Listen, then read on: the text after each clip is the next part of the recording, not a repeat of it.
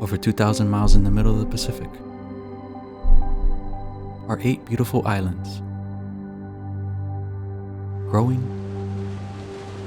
evolving, a beautiful story naturally told of growth. Young and old. These are the islands of Hawaii.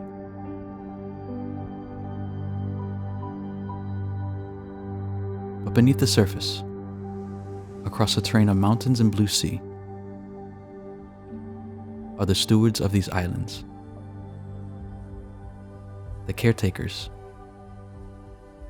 Kanaka Maoli.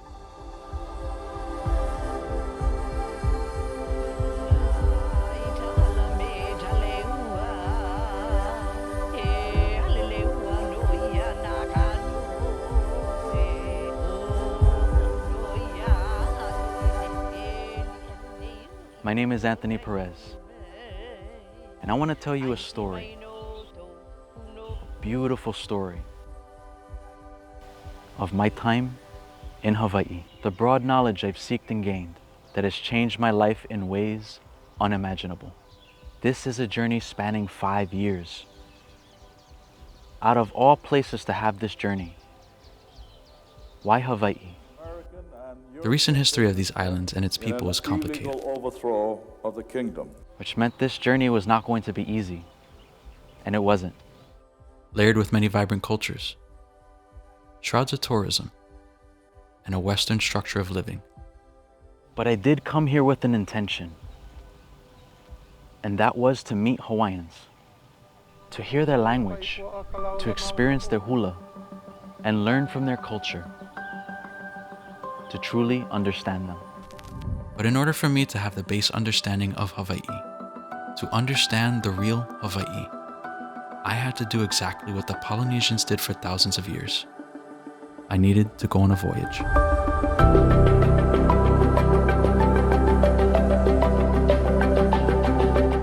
Moana Nui Akea, Oceania. Today known as the Pacific Islands.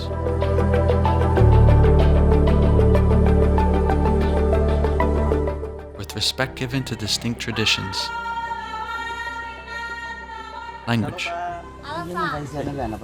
cultural elements, there are far more beautiful similarities than differences.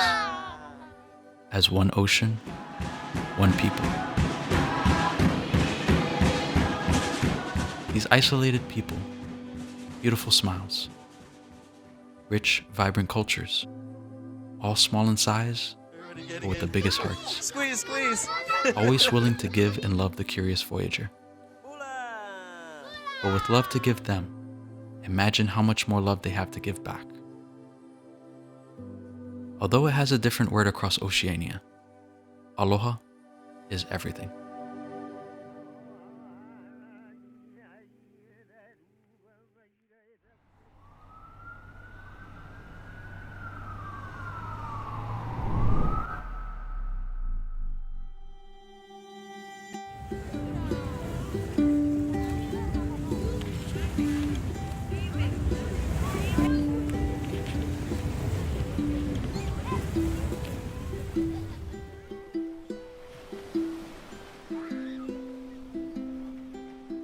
Hawaii can get overwhelming.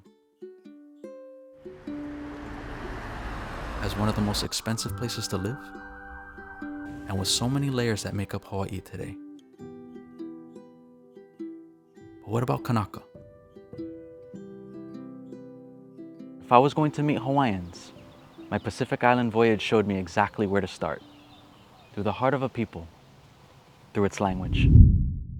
Kia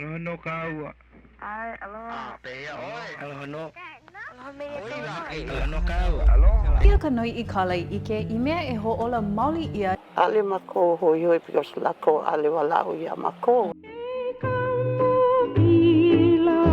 Ko I hola na ke ka mahine a ulu mai ka lau. Anau I o wā ma ta tauna o wahiwa ma ta mokupuni o Maui. A e holomua a e paipai noho I kātou. No ahu a ka kei no la no hoa ma Maui. O marihini utu aloha kātou o Aina. Kau ino hea shin. Language is the literal bloodline of any culture and a people. Aloha mai, e nā pai Aina mai ni au a kaileleni a Hawaiiwi a kia moko ke awe. And Olelo Hawaii is that for Kanaka Maoli. What brought you to Olelo? What made you decide to pick up learning Olelo in the first place? I ka hano iana o ka'u keika mahine, ua nana wo iki wau iaia, a ua lele wau iaia, we're Hawaiian. Pina e mau mai ana o nā leo mele, leo himeni, leo mana nohoi.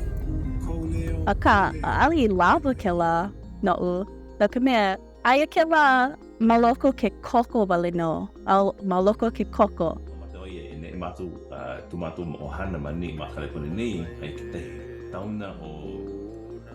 Like my voyage across the Pacific, the real immersion lies beyond the computer screen.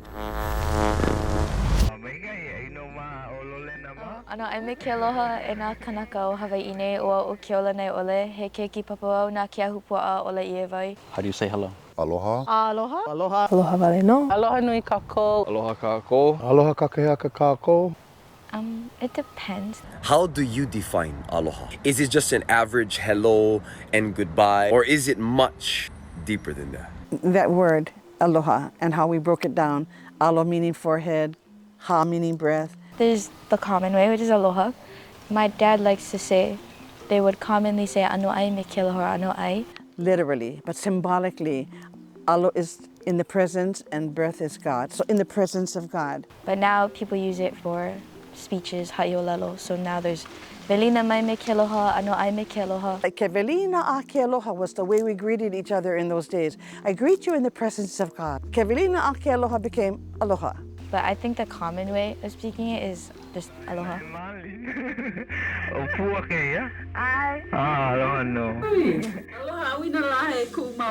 My dad likes to say, just like our relatives in Samoa and Tonga and other places, you have a way of saying hi to someone either older than you, same age as you, or younger than you. I think people would say different levels depending on who you were. Like if I said aloha to my grandpa, my tutu, I would say, ano ai me ke aloha e ku'u, or aloha mai. Aloha mai. Aloha mai kako. Aloha mai kako. More fancy because I respect him. Yes, more formal. But the normal way is... Aloha. Aloha. How are you? Pehe oe. I am good. Mai kai.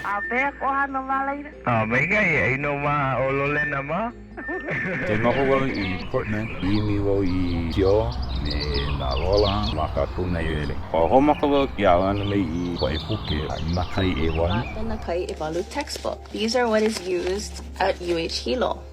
Ke hoi wau I hoi Pomapula I Pula Nui o Ewa, komo I Papa o Rewa. E makokau, e helu kaku, e kahi, e lua, e kolu, e ha.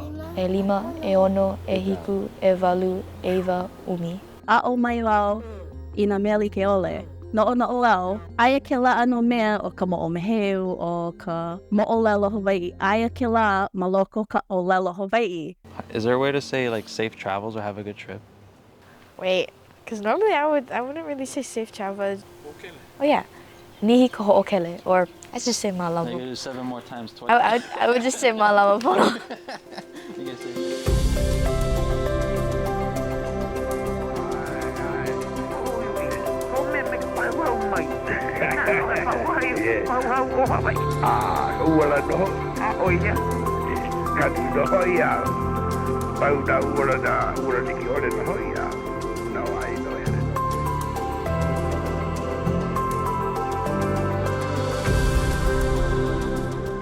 What is so unique and special about Molokai? No mako he mea e malama I ko mako ano o ke ola ana. Ke ola ana o ka poe Hawaii kahiko. But what makes this place special? Look.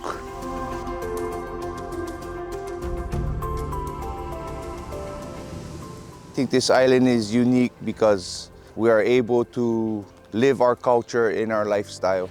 I am on the island of Molokai, a special island where locals outnumber tourists. O ka nui o ko umanao, ka hapa nui o na Kanaka ia nei he Kanaka Maoli, he Kanaka Oiwi, he Kanaka Hawaii. Something that's special about Molokai is that there's a great amount of respect expected here on island. You know, I could come across one traffic light on this island, okay? Number two, the stores are all gonna close by 6 o'clock. One thing I love about Molokai is that it reminds me of Tonga, a place where the people are a unit. Everybody looks after each other as one community. Molokai is just that, where the Hawaiian community there look like a unit. One community, one people, all looking out for each other. Definitely a beautiful thing to see. We make do with what we get. And that's the beauty about Molokai. You can't do that. No mako I Molokai, nui ko mako ike I ka vaivai o ke ia Aina, na kumu vaivai like ole, na mole e malama ania mako. I'm Philip Thomas Solatorio. I'm the only one in my family that doesn't have a Hawaiian name. Well, this is one of the oldest valleys. I was brought up the valley in here. This is where I was born 85 years ago. When my parents got older, I learned more from them, and then they turned everything over to me. This valley had over 1,000 people lived in this valley at one time.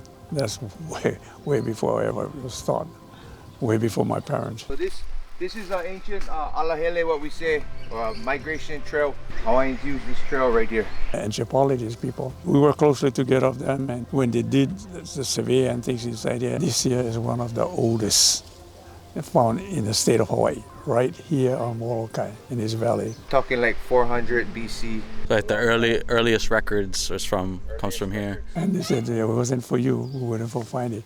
I said, well, thank that man up there. I think that is one of the things that make Molokai unique, yeah? We adapt to this lifestyle on our own terms. No laila, pihea oi loai ka kauia, I kou wakamaliia nui. Well, ina hele ka poe lawa ia, hawe mai lako ia iau, hawe wau kalo. Ke kalo, mai ka ia. Ua hele wau I nā papu olelo Hawaii ma ke kuluki o Molokai aka o ka nui ua o ia wau I ka olelo Hawaii mai ko ututu mai me he kumu o ia ma ke kulakai puni. My old school haula ina la a po olelo Hawaii ma ko o ka olelo Hawaii ka olelo mua ina olelo pelekania oi I ko mana oi uana ko kumuia oi e olelo na lako mai olelo I ko olelo pelekania. You see, Olelo Hawaii is a language with only 13 letters, including the Okina. The storytelling definitely changes depending on the language that you're speaking. But one must understand that Hawaiian is a very contextual language. But Maka Hawaii, no hopoko ai SQE se au ko olelo e pa ke la manao o ka olelo. Ina olelo wai ka himea maka olelo Hawaii, ho'okai hualulu, he elua mau manao, he nuia e ka manao o ai ole ke kauna o kia o aue olelo ana. Everything has multiple meanings. Everything has context. And just about everything has a story connected to it. A ka ina olelo e maka pelekania, pono e ho'ohana ina ho'olelo henui e ho'olahai e haia e lako I ka manao o kia. Pau ko lako pono, tawahine me ka kade, pau ko lako. There are a lot of Hawaiians who can't speak Olelo Hawaii. Nalani wau. O ahu mai au. Noho au I kane o he. O wai anai ewa. Or can speak very little. Small kind broken olelo. Kala mai, I lead on olelo. But I try my best. Mahalo for colonization for that. Still learning, yeah. I did learn olelo in high school. It was super hard to upkeep it because no one in my family can speak fluent. So it was hard to upkeep the practice. If you don't practice something every day like you should, you're gonna tend to forget. That's where my olelo is at. What would you say your level of Olelo is right now? First, second grade. Yeah. If somebody were to speak it, all I have to do is catch what like words here and there, because it's basically like how we speak pidgin. Hawaiian Pidgin English is one language. So I use pidgin to get one understanding of what they're saying. Pidgin is actually a language in its own self. It's a way to connect with people. Hawaiian Pidgin contains a Combination of all the different languages. Hawaiian, Japanese, Filipino. everything during plantation was you could find in one conversation. I gotta acknowledge the kind. What's the kind? Hey, you know the kind? Hey, go pass me the kind. Oh, you know the kind? Stay over there. The kind. You just know. Like, I can't even put into words of what the kind is. You just know what the kind is. It's like a telepathy in between people. Like, you have no relation to this person. You don't know this the word person. is magic. You say the kind, you all of a sudden know what he's talking about. Come over to my house to eat. You'll eat my house. Say you're on the continent, right? And then you hear somebody go, oh, what's up? Everybody said, all the Hawaii people will look. Hawaiian Pidgin is often dismissed or bashed as broken English. I don't have a heavy Pidgin accent because I was taught that as a kid. Whoever speaks Pidgin is stupid. Slang or ghetto talk. Oh, if you speak Pidgin, you know, you're uneducated and you're stupid, right? And so a lot of people are ashamed to speak Pidgin. But you see, Hawaiian Pidgin is so much more than that. It's still very much a part of the Hawaiian language in structure. The ni is soa. In Pidgin, it's soarani. In Olelo Hawaii, eha ke kuli. Eha, soar, ke, the, kuli, ni. It's in the same context. It's like deconstructed. Yes. Your head is big. Big your head. He ko. Car I have. Sounds Yoda, right? Sounds like Yoda. The reason why we speak the way we speak is it's because it's influenced by Hawaiian language, Olelo Hawaii, right? Pidgin, it is the heart and soul of Hawaiians. Why do you think we say flower, ka, mara, fara, sister, brother? This multicultural place that was a result of the plantation days. To a place or in a place, at a place, I can put together what they're trying to say. It's not because we're being lazy, it's because how does all Hawaiian words end? Vowels. Yeah. Nothing ends in consonants. And the beautiful thing about Pidgin, it does bring together community. Especially when we're in unfamiliar places. All right, and you're like, all the Hawaii people will look. Hawaiian Pidgin is a language of Hawaii. All right.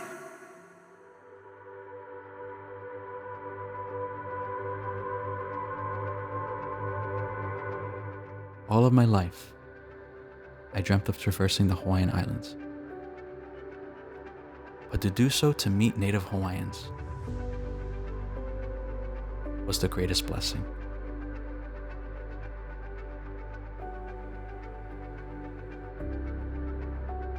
Aloha wale no, o ke alakai o ka lani, kapa nui, ko inoa, o noho o lani hau, kona, muto ke ave, mai au, aloha no. So I finally made it back to Moko Kiave. All right, here we go. Motu ke ave. There's so much history here. Maoli, this being the home and birthplace of Kamehameha. Big Island is a very special island for Hawaiians, but it's especially so for me because this is my very first Pacific island.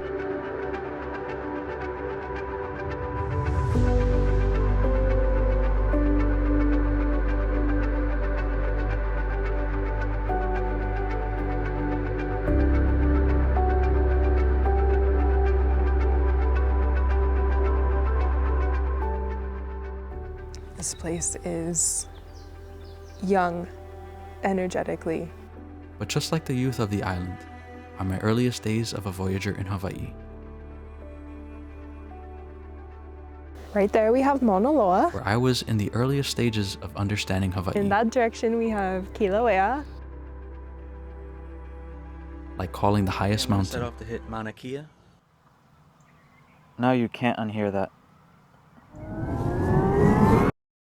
Why is Mauna Kea so special to Hawaiians? She's our piko. Mauna Kea may be the highest mountain in Hawaii, but it's most importantly, the most sacred to Kanaka.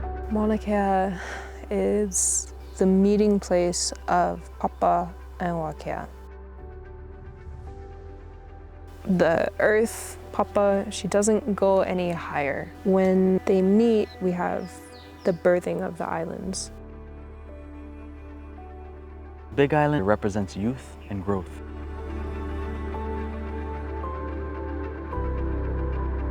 It's the energy center, the midway point. You can see the changes in the earth if you like walk around.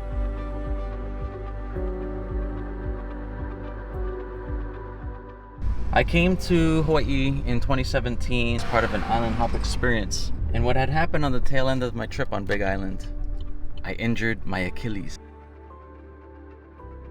Now, believe it or not, I did quite a lot on the island. But the biggest blessing I had was connecting for what I consider to this day my Hawaiian ohana. There we go. When I got injured, they were there to look after me. But in that time I stayed with them, I had the opportunity to learn a lot about Hawaiians. My very first experience with Hawaiians. There are 400 people in there. This right here is poi. We have snow, lava, 12 out of 14 environmental climate zones. Yeah, and I love this place. I could go on about it for forever. Ale kako e vi. Ale kako e vi. Kako na poi iki kanoano ka Aina. Ale kako e vi. Where are you from? No hea mai oi. Why do you feel like learning and knowing Olelo so important? I am from New York. No New Yorker mai wau. Language carries concepts of time, space, anything that are specific to that culture. He vaivai ko kako Olelo he mea nui no ka mea. Each word has a meaning and each word can teach you something. In Hawaiian, you can honestly just say like something small. He ma'alahi kia. This is easy. Easy this is. Like you don't even have to like use so many words. And not only that, it's just a lot of our ike is held within the Olelo. It's important because it's a legacy left behind by our kupuna. Nā are mō popi a ko Olelo Hawaii.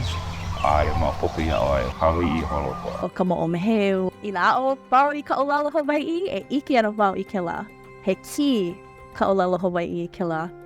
Knowing your language also helps you understand your own roots. Communication is so key in telling our stories as a people. Olelo Hawaii is the language of not only our kupuna, but of our Aina. And our Aina is our kupuna. By speaking Olelo, it's our identity as a people. By carrying on the mokuahau, by sharing these stories, we connect ourselves to our ancestors and we keep this line going. We are speaking in the way that we were taken care of, and it's important for us so that we can remember because we see ourselves as a chain.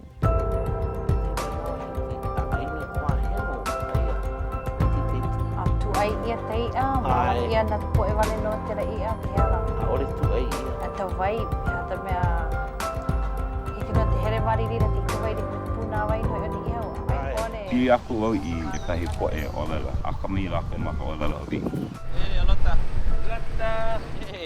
Ki kai manawa a hokusai pa Olelo Kanaka Olelo Nihau.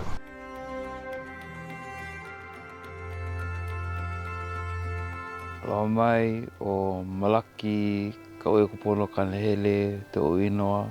Te manawa u ai matu te noni ma tawai ma kataha. Te tao na kataha ta au kona o te matupuni o tawai. I think every island is special. I don't think one island is more special than the other. Even the oldest island, Kauai. I, for the first time, have made it to the island of Kauai. When I go there, I feel like it is the Kupuna Island. Now, Kauai is a very special island, historically. Why?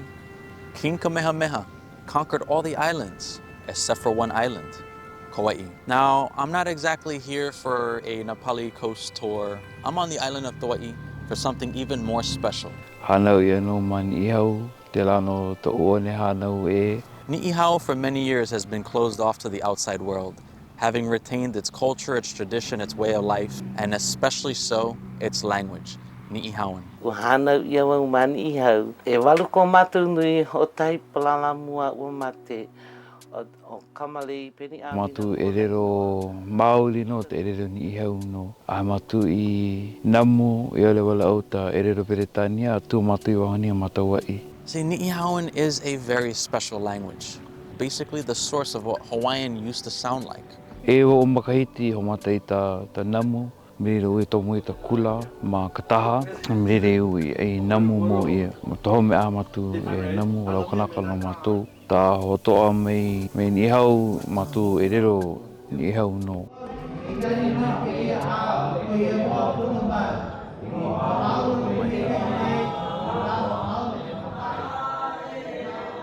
My sister Mahea. Aloha. Nice to Mahea. Hello, mate. That's okay. Ino matu tui tau e ni i aho hana te rero o Peletania no tapu e o waho ni matawai. What's special about Ni'ihauan to my ear is that it reminds me of what Polynesian languages sound like. Languages that have been uninterrupted and undisturbed by foreign powers. How is everyday life like things that everybody does on island? Tino alama ni hau o to ono matu alo no ta ohana hele tahana, no ta ohana lopikana, alo no kai a ohana e ohi pupu me hana lei, ta matu wewe man i hau ta pupu. Ta ohi ana ta pupu, ho mai e tui ni ki a hana i lei, a te la ta matu wei. Tama ai ni te po e matu e ai, ta matu ho mau ana ta hana te lei pupu.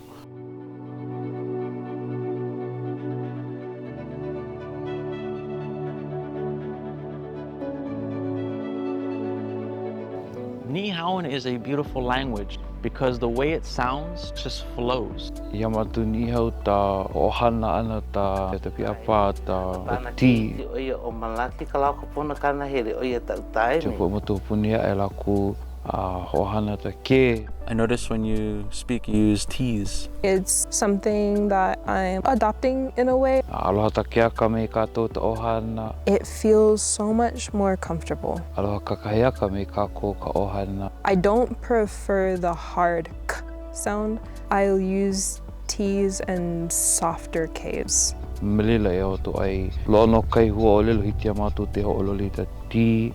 Lono kai hua o lelo ahiti. Nui no tamanao hiti amatu te ho ololi te topo me ta ti me ta ke. Although there's a small number of speakers in Olelo Ni'ihau, it's truly a beautiful language.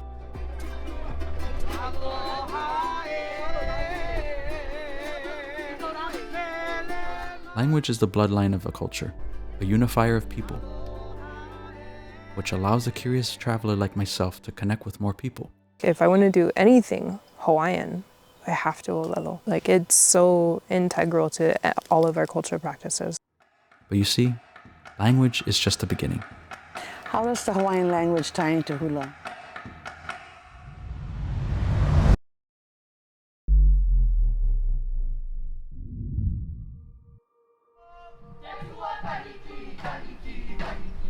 If there's anything as important and vital to Hawaiian people,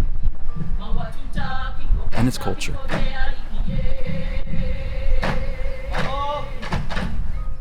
it's a storytelling involved in its hula. Ano ai ke velina ya kakoa pauloa o vauno kumuhula pi'ina ni lua.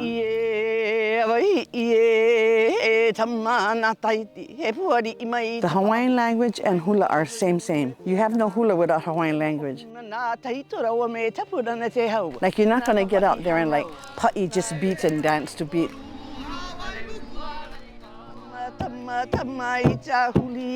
The ho'opa'a, or the chanter, is saying the words and the dancers are dancing the meaning.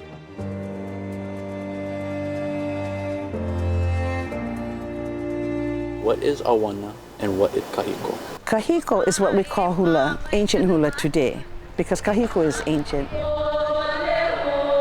Back then they didn't call it that. They called it hula olapa or hula pa'ipu, hula pahu, hula uli uli, hula ili ili, whatever you were using it. Only in this time do we call it hula kahiko.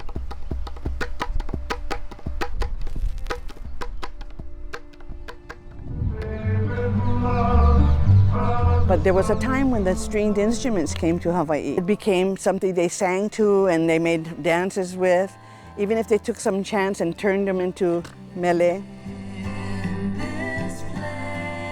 And that word awana means to roam away. And so that's what they did. They roamed away from the ancient. And now it became classified as modern hula. That's us. And you'll repeat. For my halal style, we're really on the masculine side. Our style is just strong. You seen us, Mary Monarch, man. Our halal, we do insane. we do insane movements. You see, hula is more than just a dance.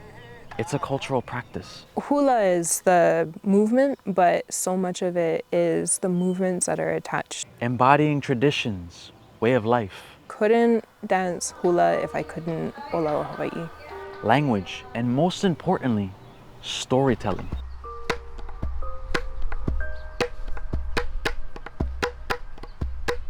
Hula is the one thing that we still have that carries the story, that carries the mana'o, that carries the history. Hula is life because it teaches you so much. That connects us to the ancestors who danced those hula, who chanted those words, who passed it down from their kupuna. It teaches you about nature. It teaches you about the history because in hula, that's what you're telling. You're telling stories from back then. What I love is the kauna in the words and in the dance. Stories of chiefs, royalty, a place, battles, the ocean, freshwater, the kai, vai, the mauna, everything. Hawaiian language, words, texts, mele, chants, they all have kauna, different levels of hidden meaning. It's like a vessel.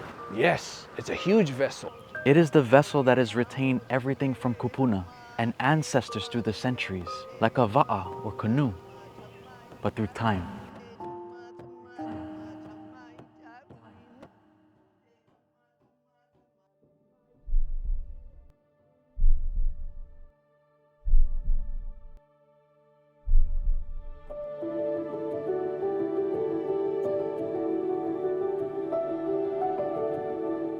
Magic is spirituality of the ocean, of voyaging, of being connected to the elements so that the elements actually talk to you.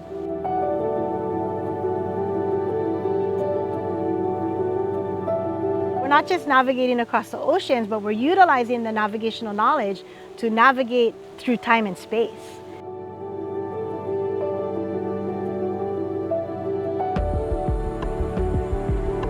It's having that deep relationship to the elements so that it's almost like you're part of that spiritual world. Magic is seeing the squall and blowing your conch shell to communicate to the squall. Everything people talk about now in the Western world about quantum physics and things like that, it's like, well, our ancestors had that and they actually could utilize things in nature and vice versa, right? Nature utilized us. One of Mao's things that he always shared was practice your culture. It seemed like a simple statement, but it's actually super deep. You have to practice your culture in order to live it, not speak your language, not be of the va'a or of hula. You can't just be Hawaiian or Micronesian and not do your cultural things.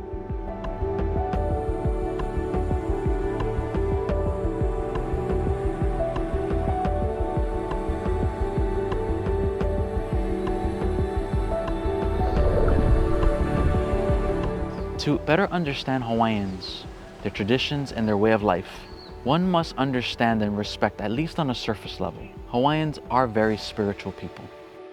And that's especially so for heiaus. Ancient Hawaiian temples, each serving a unique purpose in Hawaii.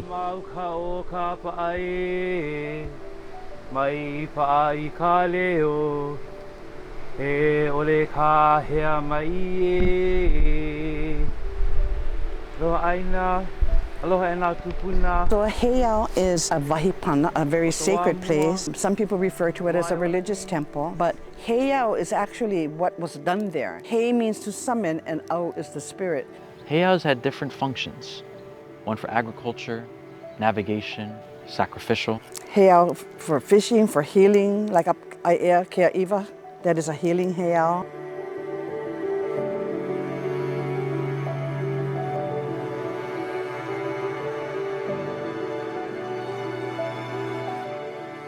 So these heiau were built in some cases to ask a question, to receive an answer. Should we go to war with Kauai? And there'd be sermons, or they'd bring in the makahiki, or they'd close the makahiki. So they were places where these things were done.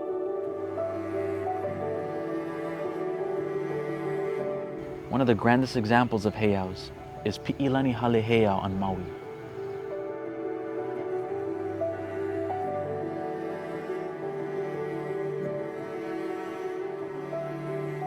So Pi'ilani Hale Heiau was built in the mid-1400s, and it was built in 3 different stages. Its size is about the size of almost 3 football fields up on top.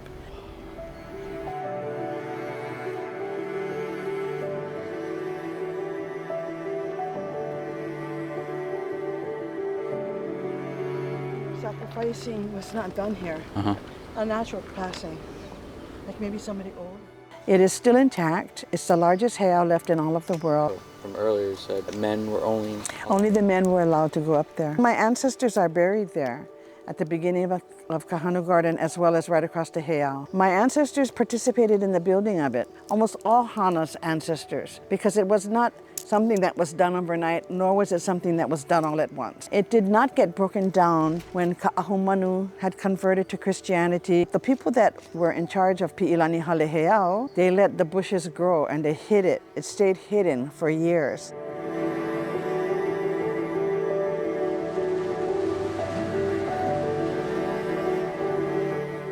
This journey through Kanaka is growing like a beautiful tree. This is so beautiful, man. Branching out into all different elements that make up cultural Hawaii, which has brought me to something I'm familiar with that's very significant to Pacific culture. Having been to Tonga and Fiji, the use of kapa is very significant to those cultures. But what about for Hawaii? Kapa or tapa or bark cloth that is made in the Pacific was one of the products that was utilized quite a bit in culture and with the Hawaiian people. Aloha, my name is Delani Tanahi and I am a Hawaiian kapa practitioner.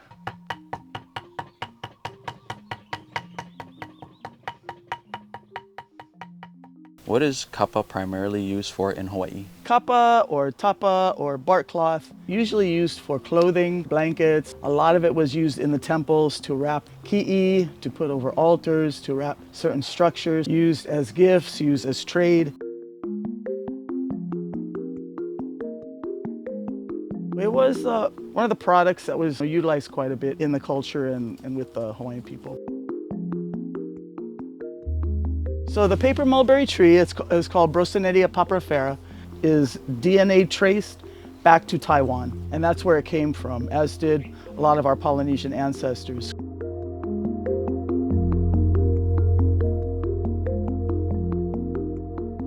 At that time, we're also using it for clothing. Tools were found carved out of stone that looked just like our beaters and things.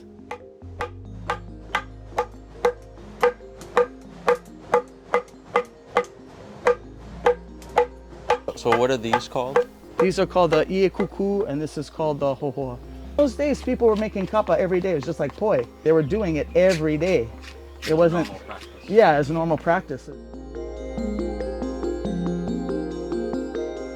Men's part in kapa making was to carve the tools, grow the trees, cut the trees and bring them to the women, make the house where the women pounded in. But the women were the ones who pounded. I read this note from a friend that really defines the importance of kapa. Kapa is not easy, but to really understand it, like anything, takes time. The result of beauty and the art created is the celebration of Maui's relationship to his mom, in his quest to slow down the sun so her kapa could dry. Oh my God. This is why visiting Haleakala had so much greater depth and meaning.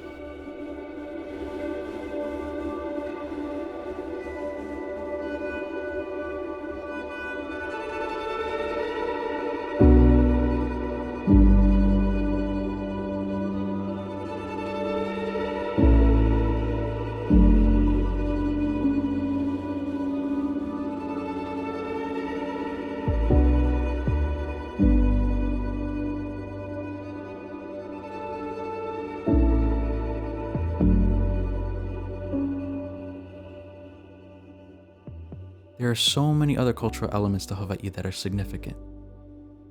But I wanted to dive deeper into Aina, to the Ahupua'a.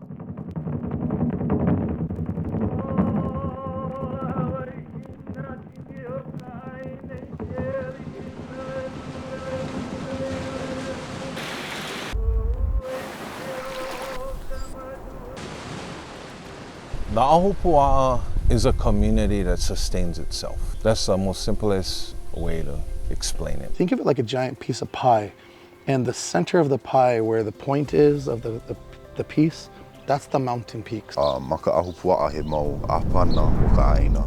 He wau akua, he wau Kanaka. So i ka wau Kanaka noho ko kākou mo mako mo kupuna. Pie slice is a valley, and that valley could be called an Ahupua'a. And each Ahupua'a is an ancient district. Maloko o ke ia palena, na mea a pau e ola ai, maloko ke la palena. In ancient Hawaii, it was a land division that was from mountain to ocean, connected our people to our natural resources. The idea was that from the back of that piece of pie slice to the wider crust, to 100+ miles out into the ocean, that was all that piece of pie. The reason those areas were given that delineation is because all one needed to survive could be found within the Ahupua'a.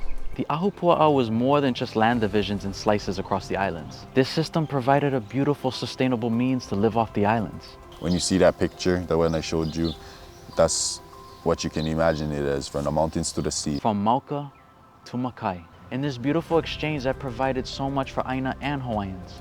So you think of the 4 elements that all human beings need anywhere in the world, like water, food, clothing, shelter. Hiki a lako ke ka lepa, ma au aua, ma o lako iho, pela ka noho ana. Ai mauno iki ia la, iki no oe, I na Kanaka, ka lepa, ma au aua, haawi ke kalo, lo akaia. Kalo is a big staple food across Oceania and has provided to the people for thousands of years. That is taro. I thought that I figured so. But kalo here in Hawaii is truly special, like this place is to me. Welcome to Ho'okua Aina.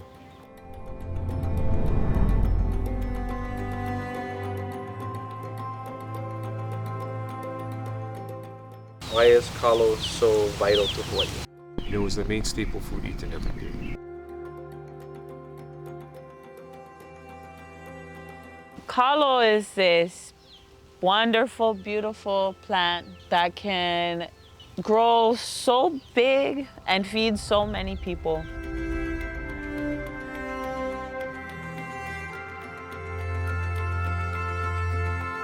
Our main goal is to use it to plant, as long as we break it below this line.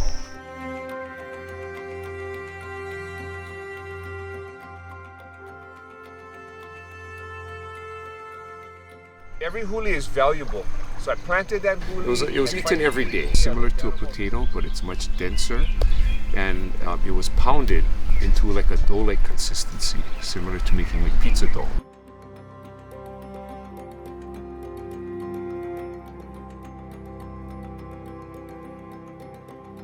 And then you can thin it out to maybe a little more of a thinner and more liquidy. So it's not like a big chunk that you can choke on,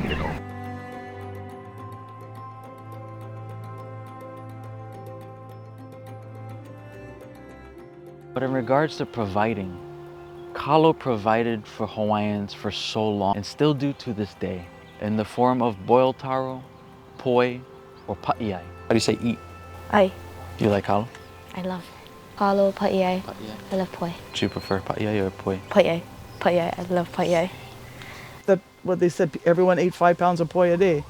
To make that 5 pounds for every adult was a lot of energy expenditure. Cultivating kalo is not a walk in the park. I mean, you gotta work hard.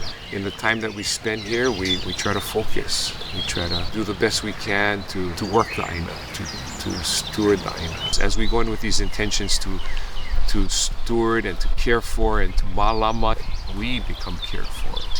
We become stewarded over. We become restored. We become blessed through the work.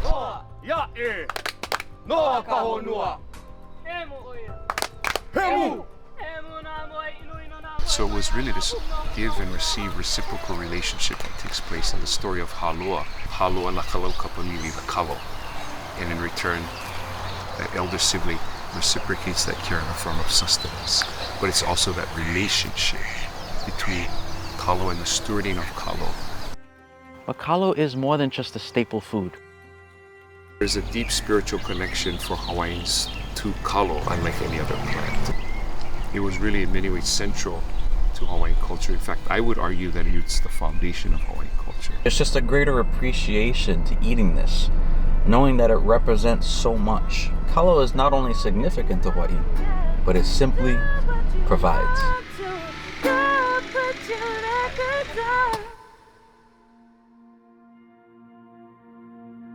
On Ahupua'a, it's not just for growing food. It's a space for us to live and interact. This is what our people shared. Ancient lo'i system that goes back a half mile to the Ko'ola Mountains. For Kanaka, why is Vai so important? Vai was always important because without Vai, there's no life. We cannot survive without Vai. So it took away the thing that we would fight over. Now, what do our people focus on? Maintaining the water, making sure it's clean, making sure that whatever we utilize the water for, it's shared with the community. Everything in Hawaiian culture runs around water. I think that's the beauty of the Ahupua'a system. On Molokai specifically, most of them are divided by streams because that runs the whole system. Bring down your kalo, you come down to the ocean, you share with everybody down here, and then you're gonna get food in exchange for go back up where you live. That was how it was in the old days. And nowadays, you notice we still have that kind of culture because, you know, we all ohana over here. You know, you give and get in exchange.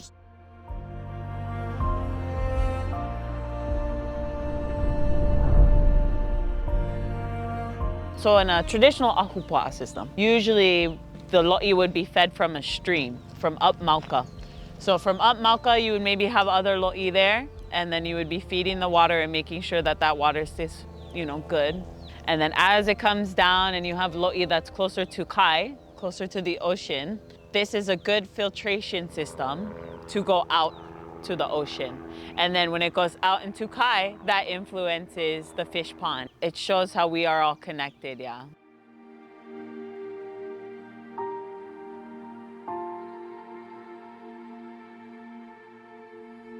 Eia no mako, makaloko ia o huilua. Aia no makai o kia wawa nei, kia Ahupua'a o kahana, ma ke kahi ka'e, ma ke kahi kapa o kamako kahawai o kahawai nui.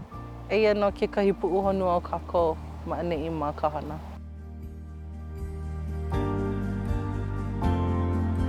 This fish pond huilua is to be a pu'uhonua, or a safe space, a safe zone for our i'a to spawn. The baby fish to be able to come, eat, get big, and then they're off into the ocean and go holo holo. So we have our river mouth spaces, and everything that comes from Maka and all the things that come from Kai, not only do they bring food in that area, but fresh water helps to clean off parasites and stuff that might be living on the fish. And so just with the tides, the ins and outs, our Vai and our Kai being able to filter and clean and move around in a fish pond environment. On my trip to Molokai, it's hard to miss the stone formations along its coastline. Oh, the stones submerged over here, yeah? The stones submerged? Yeah.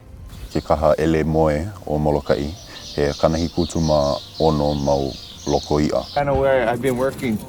This is the makaha, what we call a makaha for the fish pond. This is kind of the gate or the mouth. He elua mau ano lokoi'a, he loko kuapa.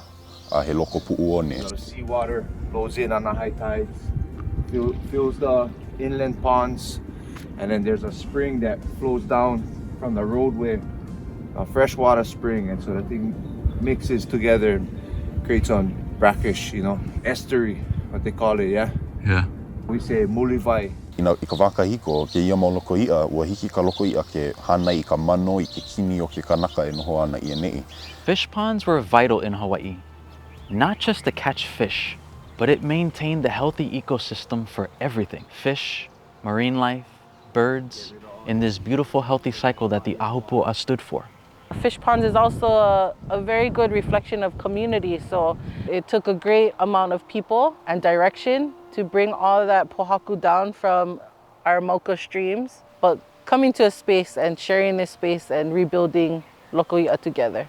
That's the vai of the fish ponds. It's not just archaeological evidence, but it's, you know, it's our life. It's our way of living. So, ka Lokoi'a he mea nui e malamai, e hanai, ai e olai na Kanaka Maoli. The littlest of things matter in the whole scope of making an ecosystem work. But within the fish pond, that is secure food for generations and generations.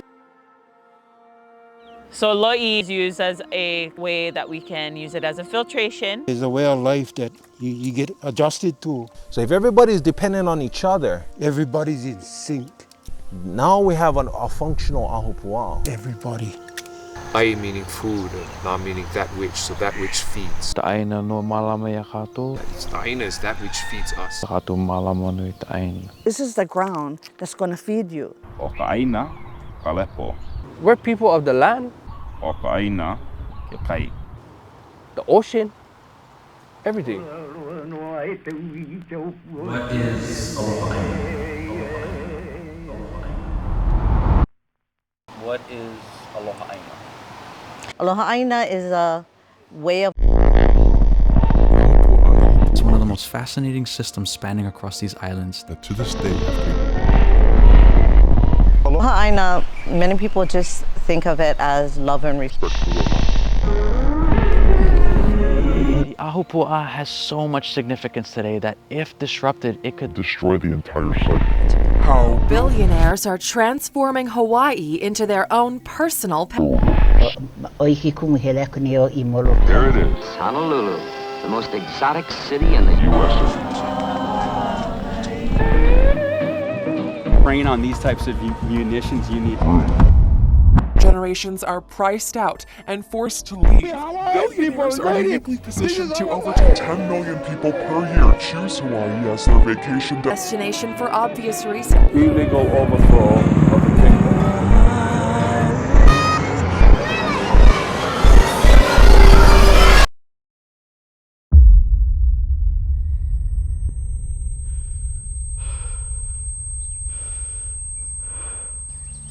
If I wanted to understand Hawaiians, I had to understand their pain. No sense being on the outside. And looking in, we go native. And shopping is... I moved to Hawaii. I've never been home. Marines illegally overthrew the Hawaiian queen. All those in prison. Save Kaloa shows what appears to be underground explosions at the site of the company.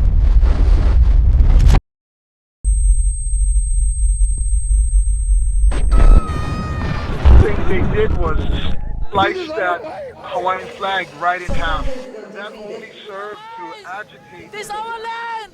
This is our way of life! We are stuck. Wa aloha mai, ko tutu ya'a. Mahalo wale oe, be aloha wale oe. How can you hurt my tutu like that? A world flipped upside down. Over tourism, over development, over everything. There's so much concrete on this island. This island it's just loud and messy for me. It's too much. What hurts Aina hurts Kanaka. 1896, right? The Olelo Hawaii was banned from public schools. You can only olelo at home, and at school or even in public, you were shamed. Hula was commodified. Heiaus were desecrated. Fish ponds were destroyed for the sake of modern-day development. The Ahupua'a system was severed. To obstruct it is to literally destroy the ideology of the way of living as an ancient Hawaiian. You knock one piece out of that puzzle You literally destroyed the natural flow of it all. And Hawaiians became a minority in their own islands. You know, on the continent, they don't even, half the people still don't know what happened. Yeah. The US government overthrew a sovereign nation, illegally annexed these islands into the US. The first US-led coup in history, followed by an ongoing occupation by the United States of America of the Hawaiian Islands, all disguised as a tourist destination. And the world turned its back on Hawaiians.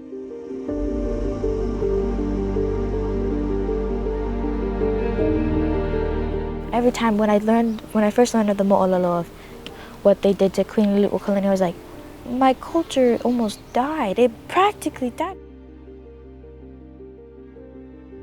The truth is out there. Everybody knows that the US illegally took our country over, violation of international law. Annexation was illegal, but yet they still do nothing to correct the hewa, to correct the wrong. How has this been okay for this long?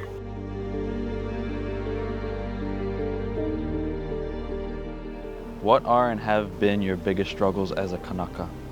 The struggle of being Kanaka, there are many, man.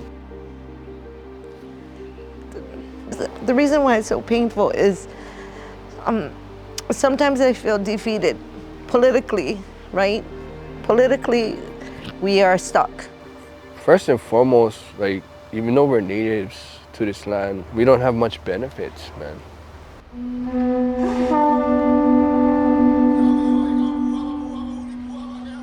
But this bit of history was just the beginning. This is the beginning. After this, bow, we're going down to something else. What are we looking for? Of an ongoing battle for Kanaka The Maoli. truth, the truth, the truth, the truth, the truth. Aloha no. Aloha kako. Aloha Kalahui Hawaii. A fight on all fronts.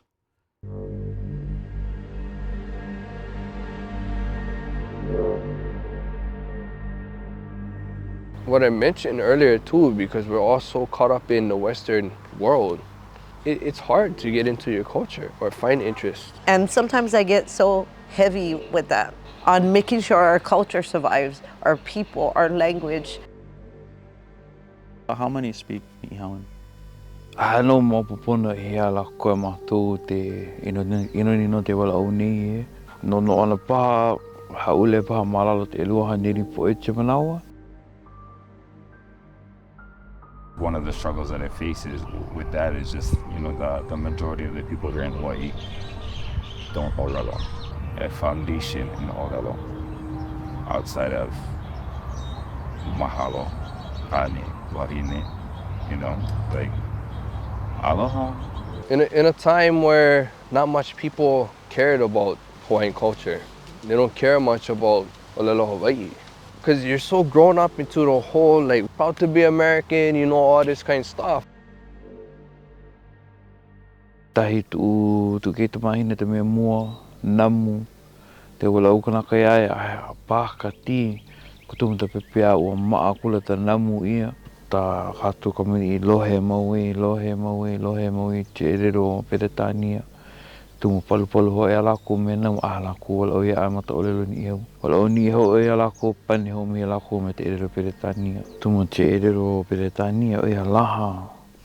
O ia laha. Laha o ia. Nala wale puta hatu erero. My biggest problem with people appropriating hula, because people who are ignorant of the facts, ignorant of our history, ignorant of our culture, 30, 40, 50 years now, they're going to see those videos and think that is Hawaiian, that is hula, that is truth. Keeping the navigation culture alive. I think today a lot of people might kind of take it for granted, but just in one generation, we could actually lose it again. For a long time, we hadn't sailed, we weren't open ocean voyaging, and we had the knowledge in our books. We had the knowledge, but we haven't practiced it. So we had to go outside to Mau and learn from another Pacific Islander how to revive our own knowledge and our own practice. That very, development of modern time has physically destroyed ideology that you need to be able to see from the mountain to the sea. And it's not just see, it's cared for, because everything is synchronous. And if you knock the mountains out and you disrupt the mountains, they don't feed the nutrients to the sea. Therefore, the sea will not provide back for the Aina. All these open lands that's just being developed, everything just being knocked down. To have buildings. I remember when I was small, all this used to be open field. All this used to be sugarcane fields and farmland. And I look down, I shake my head, man. So none of the food that most people eat today came from Hawaii, let alone Kailua. So we're not drinking the water from Kailua, we're not eating food from Kailua. When you're oblivious to where your food comes from, your water, your food, it just comes from the store. Modern development, as they're running out of space and just keep moving and moving further into lands that we didn't want them to ever move into. It's just this never-ending struggle to keep what we have preserved in any way possible. Development, skyscrapers, it's not Hawaiian at all. It's the very opposite. These inter-island trips I took did more than just allow me to meet Kanaka, but to see their struggles across the islands. Why is the military presence in Pohakuloa so devastating? Pohakuloa is the piko of this island. It is for 23,000 acres, yeah, and that's what's set to expire. They poison the air, they poison the land, they poison the water. They will make this place completely uninhabitable. Aquifers that sit underneath the military bases supply water to most of this island. They deny us cultural access to Iwitupuna, to Heiau, who sites that we deserve access to, we have a right to access as Kanaka. The land that they are on is classified as conservation land, and they're on Hawaiian homelands. They pay $1 a year for 23,000 acres. And it just blows my mind. The emotion they did was the people who were there. Hawaiian flag right in town.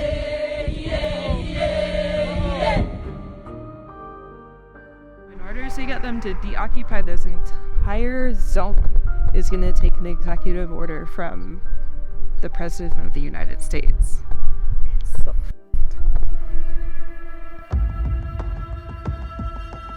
We're at Kavakio Access Road. It's a public access road that has been established as a public access road from 1979, I believe. And this is basically one of the fires that started the Hawaiian Renaissance movement, along with Kaho'olawe.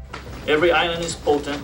Every part of each island, small or big, is significantly valuable. Every little drop of water, every little grain of sand have given us the mighty ocean and the fruits of this pleasant land.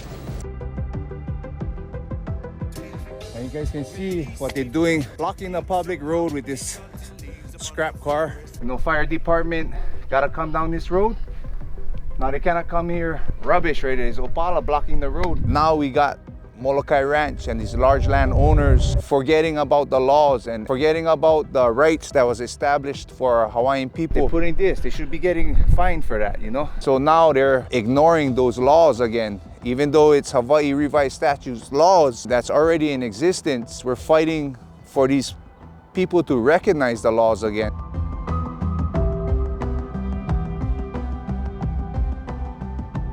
This place where we're at, Kavakio, the paper trails that our monarchy left, our kupuna left, they left us paper trails to follow legally. Those laws are still there. We gotta get these guys to recognize the laws.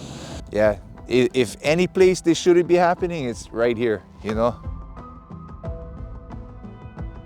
Kaho'olawe represents a conflict between two different attitudes and ideas of the way man should relate to his environment. But nearby Kaho'olawe, an island off limits to the public for so long. That Kaho'olawe is not a piece of rock. It has more meaning than just a rock. The Hawaiians probably found it very sacred.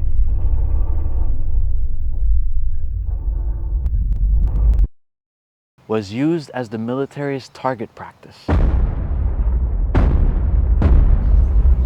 There was so much abuse to the island that they cracked the water table. That's permanent.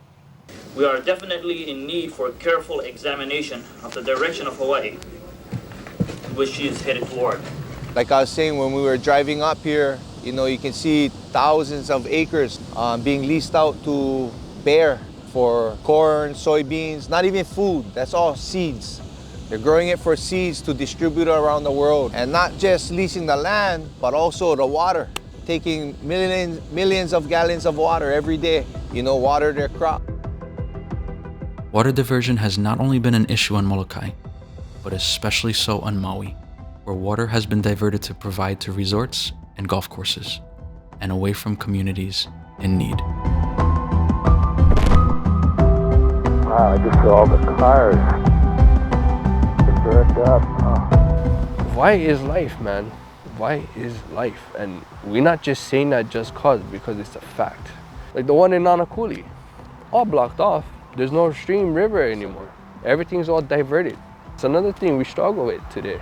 We can't even grab natural water. We'd have to go to a freaking hike. But at the same time, we cannot even grab natural water because there's too much tourists coming in, polluting the place, trashing the place, and leaving it. It's another struggle.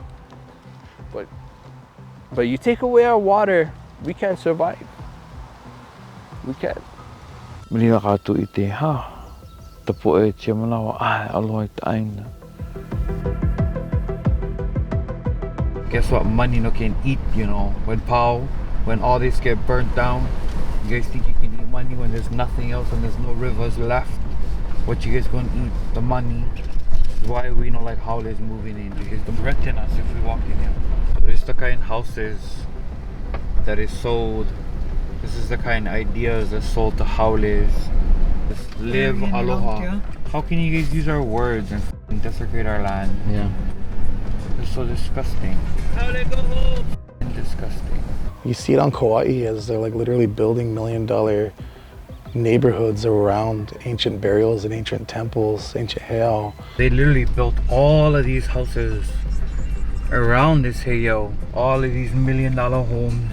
They built an entire high-dollar real estate development completely around the heiau. I mean, many heiaus and sacred sites have been destroyed, but this was utterly wrong. What's most heartbreaking about Kauai is the many cave systems that were destroyed. They dynamite all of them, all in here. Luckily, somebody kept them all on drone. They desecrated all of our cave system that's still here till today, and they gate them off. Cave systems are very sacred to Hawaiians, and in those caves usually are bones, iwi kupuna, some of the things that are most sacred to Hawaiians. And when we Kanakas walk in here, they treat us like we the howlers. Looking at us weird like that. Yeah. And this is our home. Hana ino te Aina. Tiroi talaku opal. Oi oi.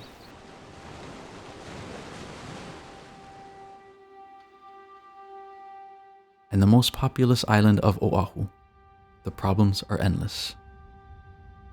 Something I alone cannot cover, but recently, kahuku wind turbines, hunana niho, and the most notable disaster of them all. Cleanup efforts are underway at the Red Hills storage facility, where a recent state test found petroleum levels of up to 350 times over the safe level for drinking water.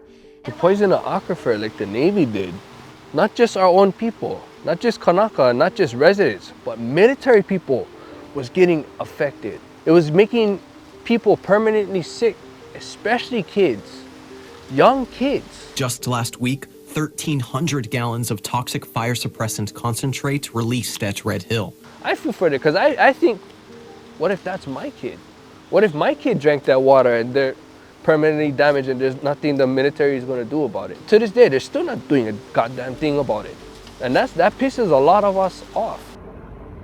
Now going back to the military, on Oahu, the US military occupies over 20% of the island's land area, including the sacred Makua Valley. The stories of Makua, it's like that's one of the original places that they say of us coming from. Makua was seized by the military in the 40s and occupied. And guess how much for once again? $1. There's unexploded ordnance. You're never going to be able to dig lo'i in Makua again. Pohakuloa is a big project. The draft EIS that they recently came out with is just the biggest joke. It's public access. They have no plan, no idea how to clean up that they put on our land. They have no idea, and they can't.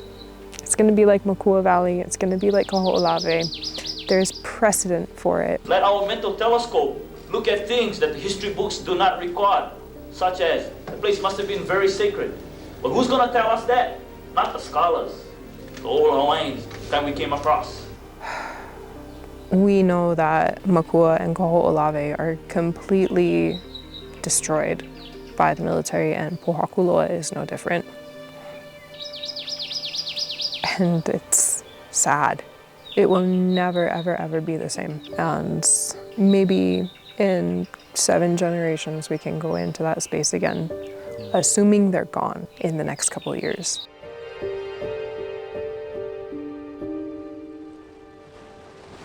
All while Native Hawaiians continue to struggle to live on their own islands.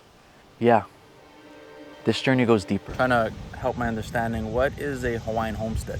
Basically like your Indian reservation here in Hawaii. Back in the earlier days of the occupancy of Hawaii by America, our royalty saw that our people was falling behind here in Hawaii because of Western ways. American government, they worked with our Hawaiian monarchy and they put together the Homestead Act. When Hawaiians was losing their lands and losing access to their lands from the Great Mahele, this Homestead Act established certain places to where they could put Hawaiians on so that they could live off of the land still. It was lands awarded to Hawaiians of certain blood quantum. Blood quantum is big here in Hawaii, and it has devastating effects on its people.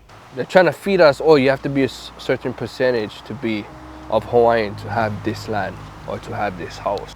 In the moment, it's whoever has these houses and these lands are happy. Not realizing it, they're falling into their trick.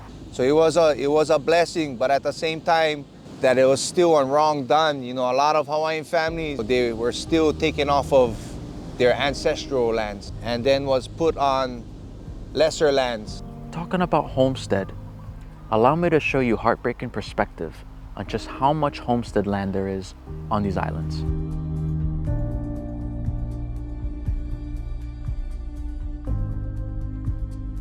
So this whole blood quantum thing is just to slowly diminish our people off of this land, because when there's no one left to uphold the blood quantum, we're not gonna have land. The US will just, okay, there's no Hawaiians left that can upkeep this blood quantum. So let's take over all these houses and that's more land for them. I call it a colonial Trojan horse, affecting people from within. Another struggle, a lot of people are talking about percentage of blood quantum. They're not realizing they're getting sucked into the whole Western mentality. But see, it doesn't just affect people as a collective. It affects people down to the individual. For one to question themselves, if they're Hawaiian enough to do this, do that. I'm more Hawaiian than you, and I'm not even Hawaiian. That don't make sense. It's that Dole whip guy, you know, yeah, and all the poison they left in our Aina and poison they left in our people, the poison in the brains that we feel less than. I mean, that's the huge, right? You know, with indigenous, let's make them feel less than. That their language doesn't mean anything, that their culture doesn't mean anything, that their joy doesn't mean anything. I mean, after so many years and so many generations. A lot of Kanaka nowadays, they don't know where they come from. They don't know their genealogy. How long until one questions, am I Hawaiian enough? Or better yet, who am I? On this long list, many do pass away before they see the chance. Our people have land. Our people have resources that they should be getting, and they're not. And that's because that's part of the oppression. That's part of the genocide. They're trying to weight us off so we die, so the land can go back to them and then they can sell them. It's economic oppression. You see, not all Hawaiians get to be on homestead. What happens to the rest who can't afford to live in Hawaii? It is hard. You want to give up as a Kanaka, yeah? Like, you want to be with your culture, you want to figure it out, but you want to be able to survive. How are you supposed to get into your culture when you're working 3 jobs, yeah? Many become houseless. Many others leave. And a lot of Hawaiians have. The socioeconomic conditions are not good for our people. When things get really, really expensive, they get really, really dangerous because people get desperate. Hawaii becomes a dangerous place. Center this morning as gunshots rang out in a parking lot near the bank. Another man has been arrested. Which leads me to ask one question. What is Hawaii without Hawaiians?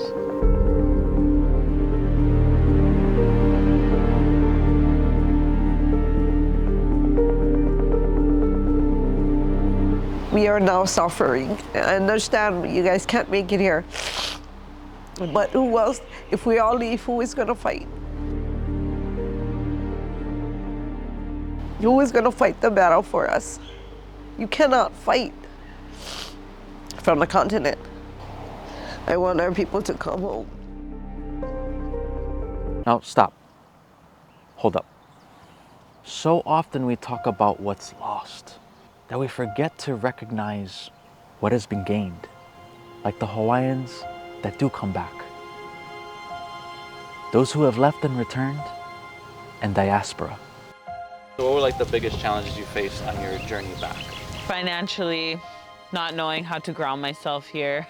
Finances were a really big one. I guess that was like the big challenge, because you kind of need to be like, you know, pretty good with your money around here. So hard to have food on the table, even just my wife and I. We struggled so much. Similac to make sure our daughter didn't go hungry. It was moments like that that were really humbling, but really realistic to ground us in this place and to really understand just what it takes to be in Hawaii as a Hawaiian today. And that was honestly heartbreaking, having to work so freaking hard on such little sleep and so much stress. Going from knowing absolutely nothing to retracing genealogy and roots, not really have any firm guidance on it is so difficult.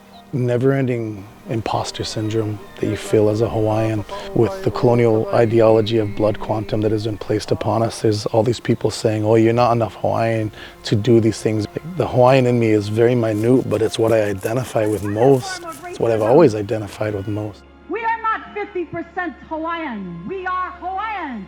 Period. The unveiling of the truths of what actually happened to my kupuna, of what actually happened to Hawaii, of what's really going on here, of how many Kanaka I saw living in tents on the side of the road when I see all these empty houses, you know.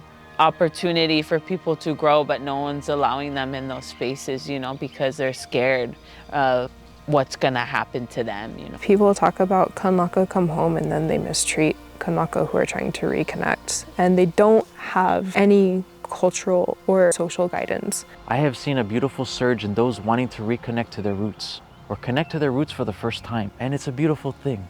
But once I got over that hump and I was able to learn how to take those emotions, that anger, that sadness, that confusion, and be able to flip it, and then Hakipu'u brought me in and really showed me how I can flip it. Because it gives hope to other Hawaiians and shows them a way that it's very much possible to come back. And I wished where we could just re-embrace people from anywhere that are Hawaiian and just open arms, bring them back into our space and re-indigenize them. That's what I would wish we could do more of. But it's not so much just about the possibilities. It's about this line. No Hawaii without Hawaiians. I am here to explain what sovereignty is.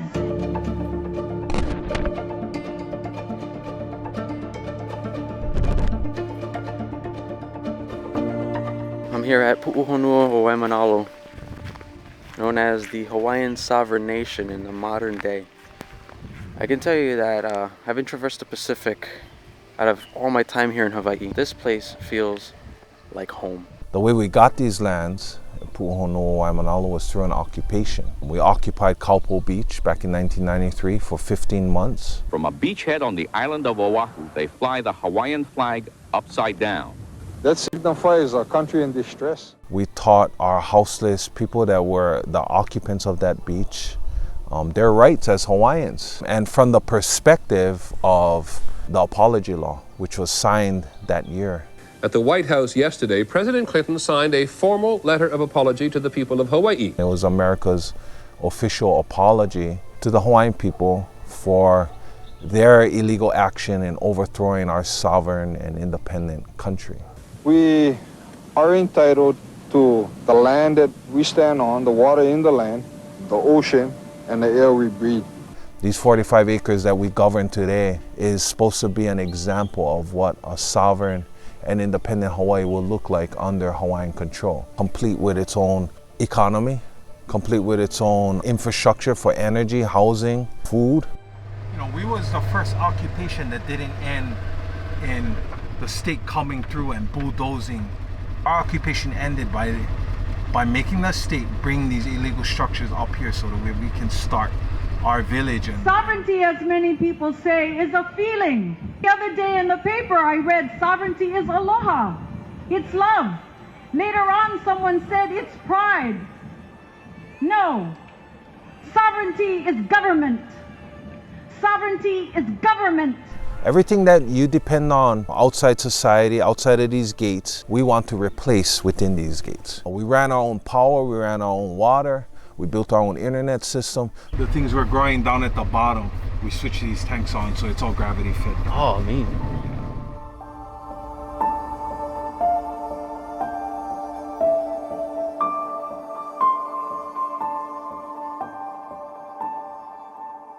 We're gonna move to restoring that side too. We want to be able to help start more Hawaiian lo'is, more farms, more of those types of things. We want to eventually create affordable Hawaiian food, because Hawaiian food is not affordable today. Yeah. These are all like tents at one point in time. And then we built a platform and everybody put their tent on the platform. And then eventually, you know, over the years, people build walls and eventually you build on the roof. We don't have one $500,000, $800,000 mortgage that we gotta pay for. Right. We're just living. Sovereignty is not a feeling. It is the power of government. It is political power. It is politics. We already have aloha. We already have pride. We already know who we are. Are we sovereign? No. Because we don't have a government. Because we don't control a land base. One thing I've come to understand in my whole experience in Hawaii is that Hawaiians may be divided on different arguments, on different solutions, and having different solutions.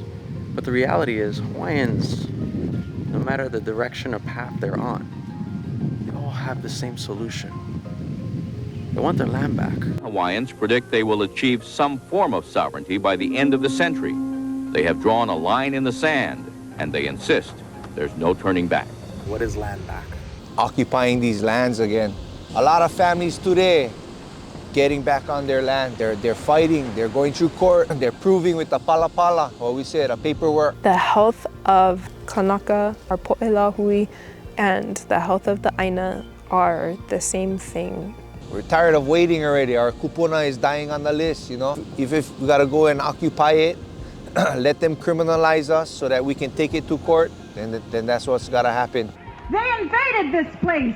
They brought the Marines here. They took our queen. They put her in prison. They took our land. They banned our language. They forcibly made us a colony of the United States. And if we are not on our Aina, then we cannot fulfill our kuleana. Aina needs Kanaka. Kanaka needs Aina. We will never forget what the Americans have done to us. Never! Never, never, never! We're the example of what it looks like when you give Hawaiians back their lands and get out of their way. And 30 years later, this is the vision that we thought of back then, and it's happening today. Many can argue that Hawaiian sovereignty, it's a thing in the past, but not to the eyes of many Kanaka, especially in the Lahui. Gosh, Auntie Haunani said it the best. Sovereignty is not a feeling, it's not aloha, it's a state of political being. I am not an American.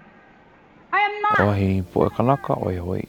Kātou no ta Aina no kātou.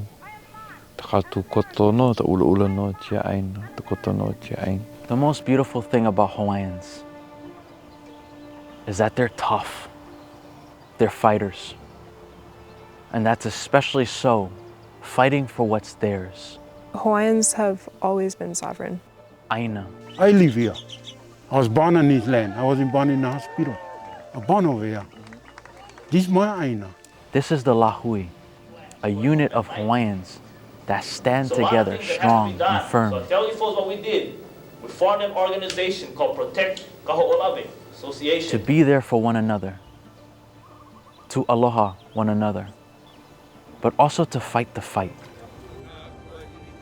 together. Having 10 to 20,000 people here. We should have shut down the roads. The solidarity of the Lahui is strong, and it's definitely a force to be reckoned with. Their demands, once dismissed as radical and unrealistic, are being taken seriously. In a way, Molokai can set a prime example of what it looks like when Hawaiians do come together. It's small, 7,500, 8,000 people, but with all our voices together, we roar. And this little kingdom is in the middle of the Pacific to show unto the world, and I repeat, to show unto the world what great governance can be about. Kanaka may be a minority in their own islands, but the Lahui stands firm. They gather, they unite. The fight may be on all fronts, said the voices of the people are the voices of God. but they fight the fight.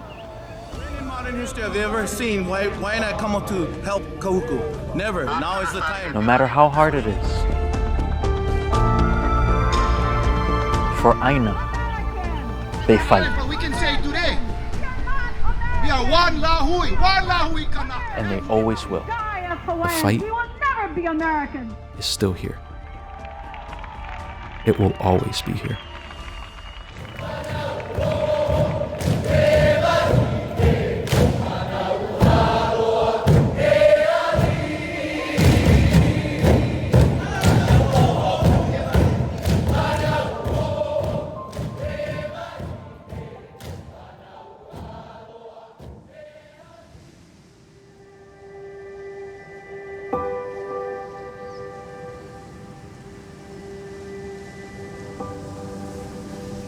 Once upon a time, when I first visited Hawaii, Before I met Hawaiians, I thought Hawaiian was a dead language.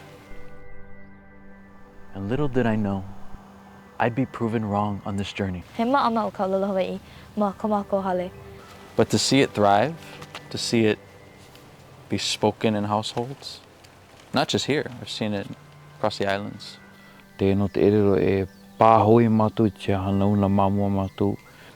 That's a beautiful thing.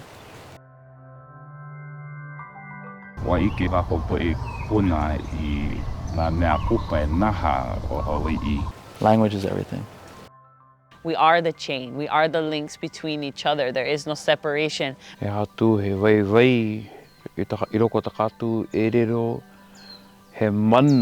Because if I'm able to understand the language and understand Olelo myself, then maybe I will be able to hear my kupuna better in some sort of way, because they are always with me, yeah. If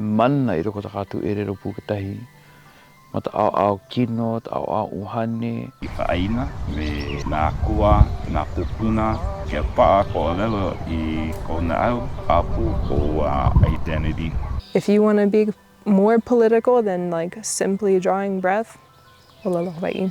Language is I would like to say language is the bloodline.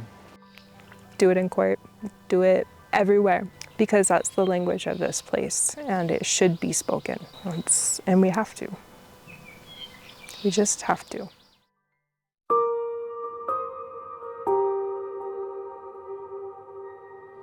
Contrary to what the world thinks, the culture thrives beautifully. The sign of a healthy culture is that it is not in the past in museums. Hula thrives. Hula will always thrive. Hula is how I express myself.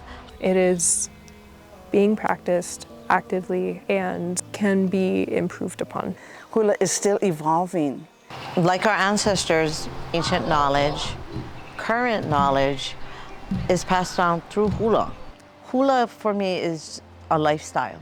Some people tell me, what is hula to you? No, I am hula. Hey, Kumu. I am hula and hula is me. I wouldn't be me without hula. I'd be somebody different. Kappa thrives. So in Hawaii, we are trying to get it more into use, especially on the outer islands. And I'll be in a class, everyone's speaking Hawaiian. So we want kappa to be like that. Like it's not a weird thing that you're speaking Hawaiian. It's sad that a lot of burial grounds and beautiful places of Hawaii are now golf courses. That's why we try to keep them in their original order, how they were originally put together. Every pohaku, we try and remember and feel the mana of every kupuna that moved pohaku from Maka to Makai. When we touch every pohaku, we remember that someone else's hands was on it. It came from somewhere else. We're just a vessel, right? We're just continuing in a long line of people that are continuing to do what they did. Here in Hawaii, we were blind. We had no eyes. And so when Mao came back, he gave us our eyes, but we're still learning to see, developing our relationship to the elements. Language thrives. E ona takatu lahui Kanaka, takatu lahui Hawaii. The lahui thrives. Mai ni hawa Hawaii ni akia. But I have to make this known, that despite what one thinks in the outside world, Kanaka are still here.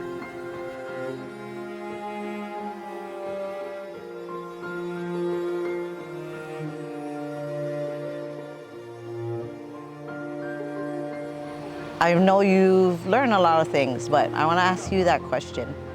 What does Aloha Aina mean to you? With my time with Kanaka and as time progressed, from getting my hands in Alo'i, different things that allow me to understand the importance of Aina.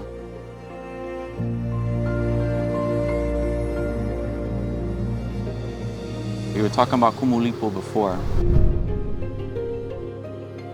That alone allowed me to understand that everything of natural elements that came before humans is kupuna.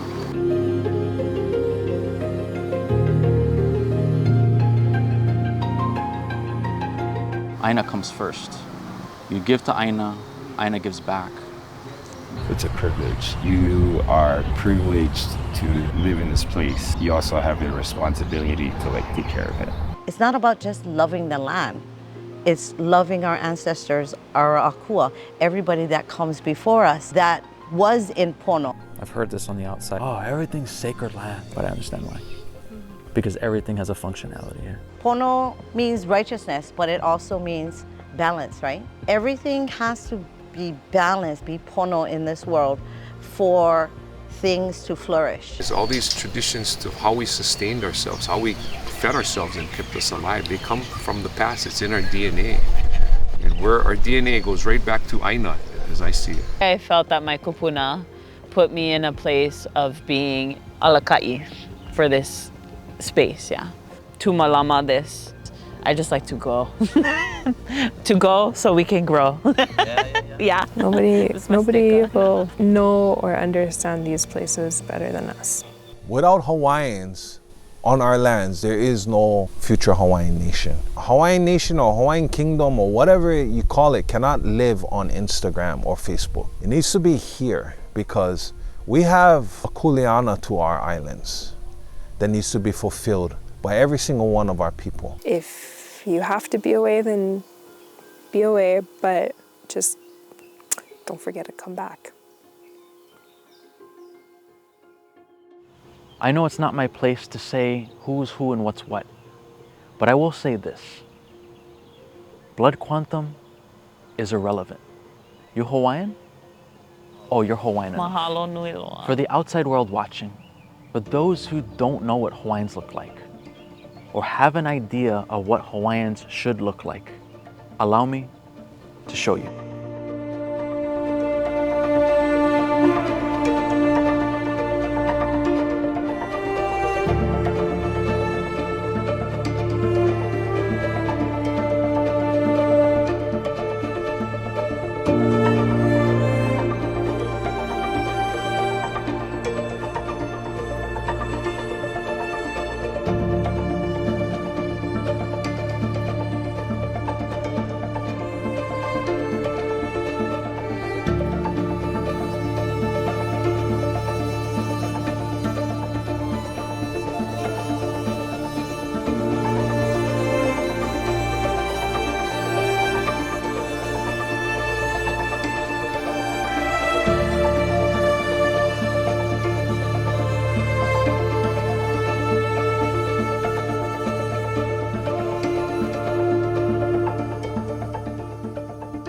Hawaiians are fierce, warriors, always have been and always will be.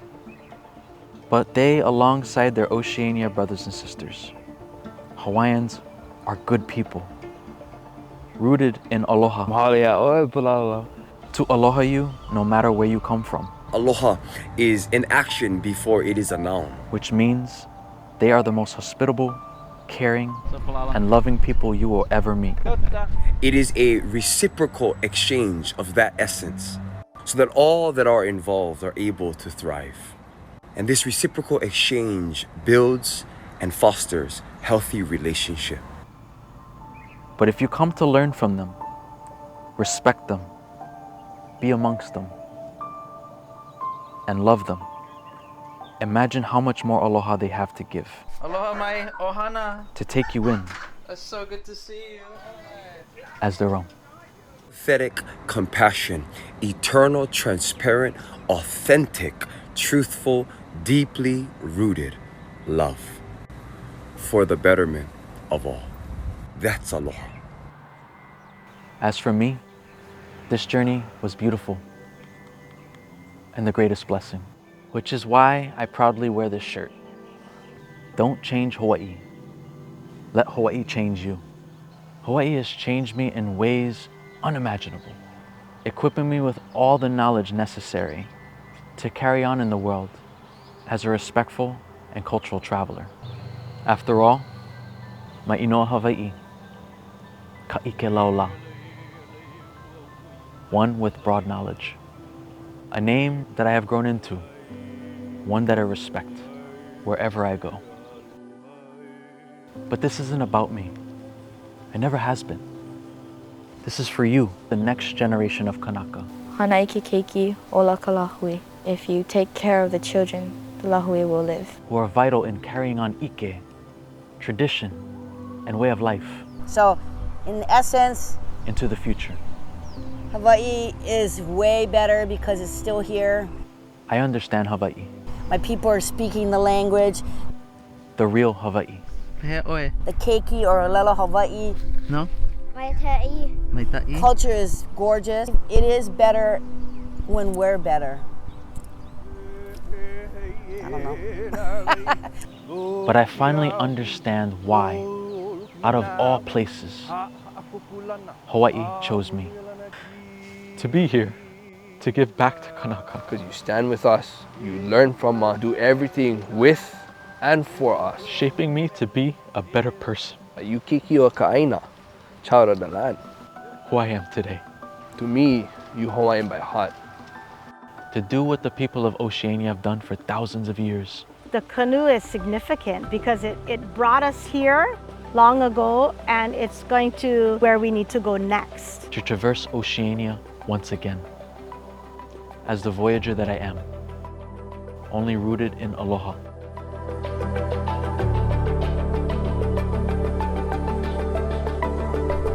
I have never been good with goodbyes, which is why I love goodbye in Hawaiian.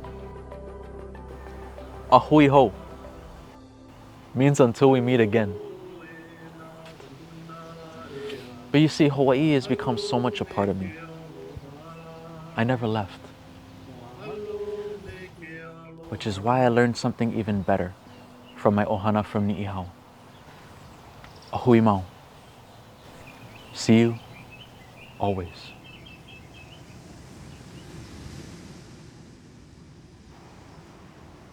Mahalo Aina. Mahalo tupuna.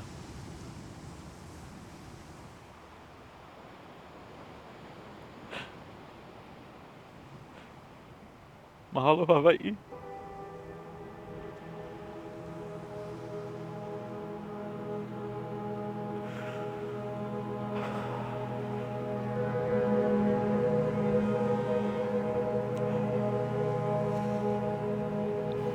I know what I need to do now.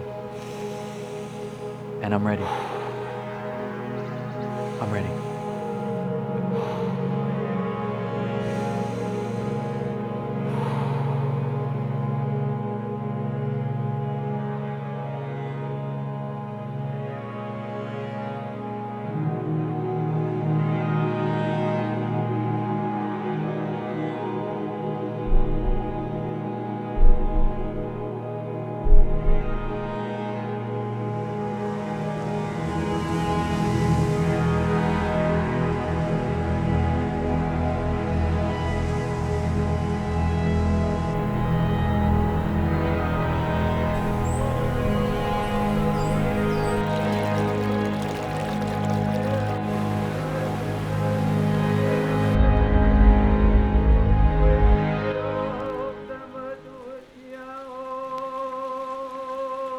How come you don't talk about other places?